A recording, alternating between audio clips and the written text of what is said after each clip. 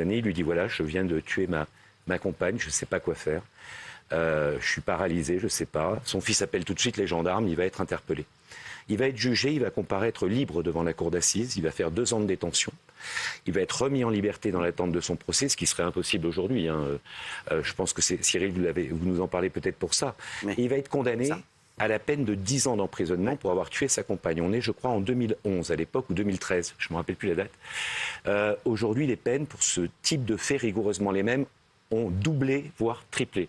Ce que vous devez savoir aussi, Valérie Benaïm, puisque c'est une bonne nouvelle. Vous traitez les affaires criminelles dans votre livre d'une façon remarquable, et ce genre de personnalité qui passe à l'acte. Et effectivement, aujourd'hui, la moyenne, c'est 22-25.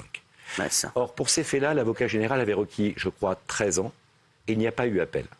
C'est-à-dire que ça n'appartient pas à notre siècle. C'était il y a une petite dizaine d'années. Alors, je pense que Christophe pourra le confirmer. Et depuis, par contre, pour les femmes qui ont tué, je le traiterai dans mon prochain livre, on a des peines qui sont divisées par 2, voire divisées par 3 par rapport aux hommes qui ont tué leur compagne. C'est fou. Ouais. Là, il y a un sexisme judiciaire extraordinaire.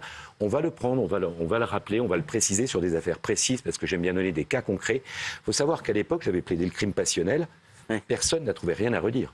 Aujourd'hui, sur un plateau, quand vous êtes invité par des journalistes, on n'a plus le droit de parler de crime passionnel. Ça.